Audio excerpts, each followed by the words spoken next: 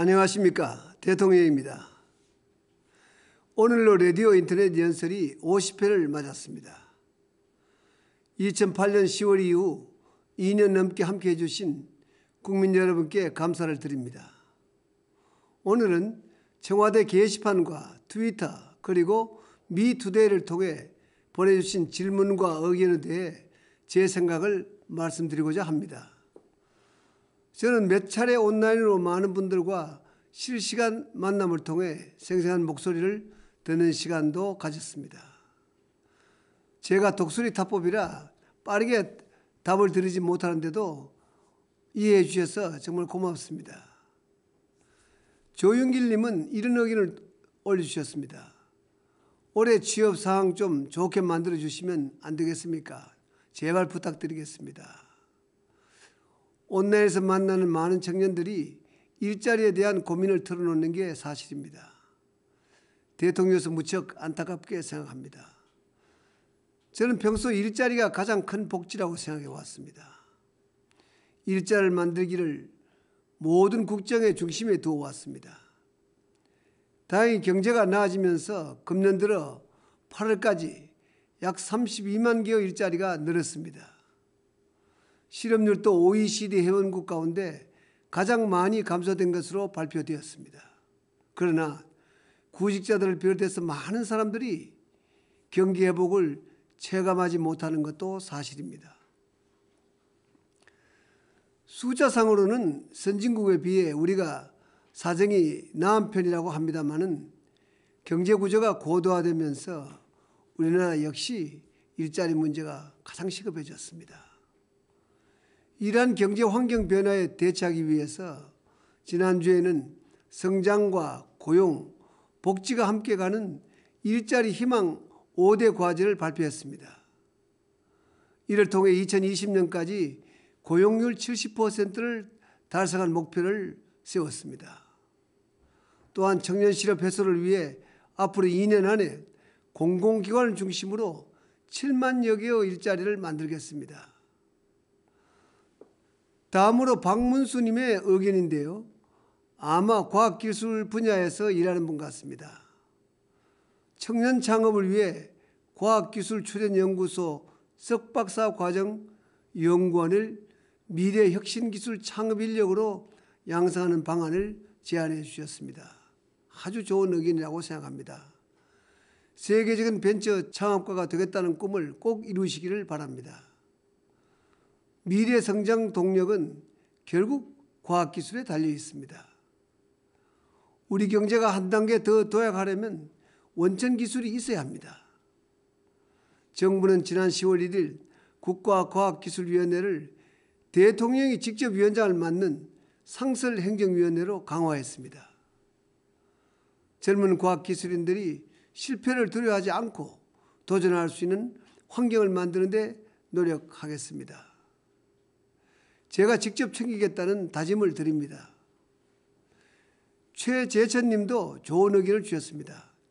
스티브 잡스를 능가한 인재, 애플과 구글을 능가할 기업을 키울 수 있는 것은 우리나라 규모에선 정부의 역할이 큰 것 같습니다. 라고 하셨습니다. 말씀하신 대로 정부의 역할도 매우 중요합니다. 그러나 발전의 원동력이자 자유경제의 꽃은 민간의 창의와 기업가 정신이라고 생각합니다. 창의와 기업가 정신이 꽃필 수 있는 공정한 환경을 만드는데 정부는 계속 노력할 것입니다.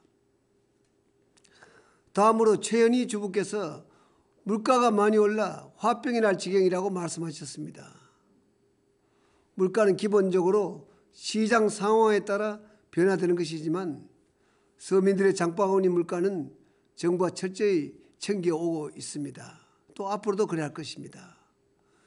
주요 생필품에 대해서는 가격 변동에 따라 신속하게 수급을 조절하겠습니다.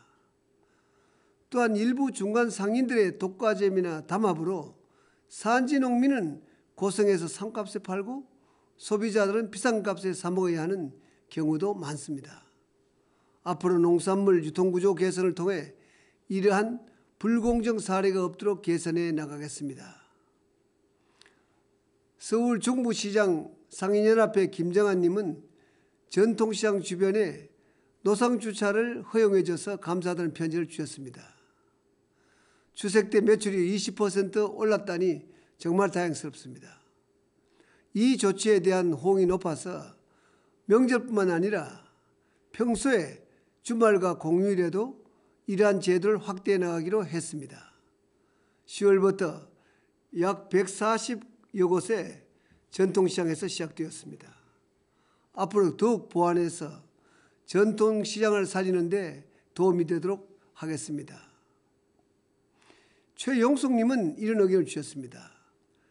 몸에 좋은 약은 삼키기 어렵고 충언은 귀에 거슬린다고 합니다. 정책에 찬성하는 의견보다는 반대 의견에도 귀를 기울여 주시기 바랍니다. 말씀하신 대로 국민의 의견은 소중합니다. 합리적이고 이성적인 비판은 정책을 더 좋게 만드는 데 도움이 된다고 생각합니다. 정부 정책에는 반드시 이해 당사자가 있기 마련이기 때문에 저도 여러 정책 현안에 대해 보다 많은 의견을 듣고자 노력하고 있습니다. 앞으로도 과연 이것이 공정한가 자문하면서 신중하게 국민의 의견을 반영하겠습니다. 최기우님은 게시판에 이렇게 올려주셨습니다. 탁상 공로만 하지 말고 현장에서 뛰어봐라.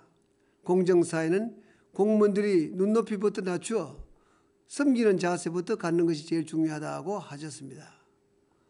박원정 님도 반드시 현장 확인 행정을 해 주십시오.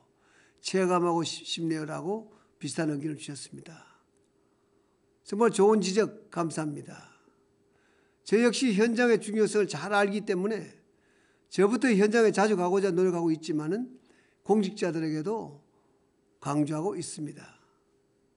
그러나 아직 부족한 점이 많습니다. 더 많은 현장 체험이 필요하다고 생각합니다. 앞으로도 현장을 챙기고 국민의 눈높이에서 정책을 세우는데 게을리하지 않겠습니다.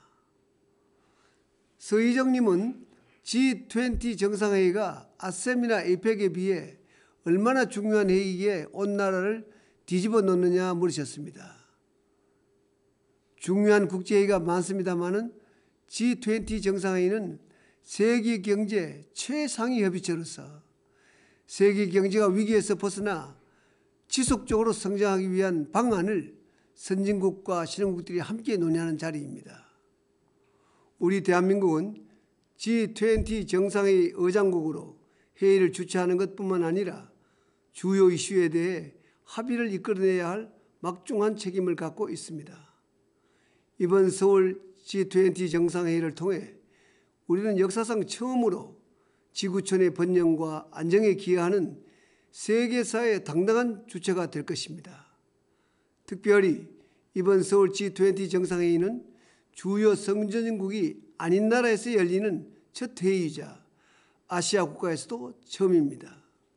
국제사회의 기대에 어긋나지 않도록 서울 G20 정상회의에서 목표한 결실을 맺을 수 있도록 최선을 다할 것입니다.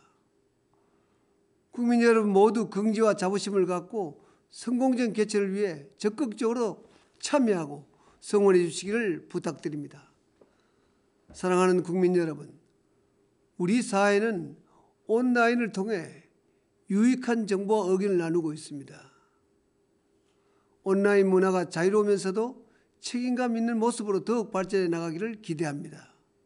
저 또한 소셜미디어를 통해 국민 여러분과 양방향으로 소통하는 것을 소중히 여기고 참여하겠습니다. 여러분의 의견을 가까이 듣고 저의 진심도 알리는 자리가 되기를 소망합니다. 좋은 의견을 주신 모든 분께 감사드리면서 앞으로 더 자주 만나 뵐 수 있기를 기대하고 약속합니다. 고맙습니다.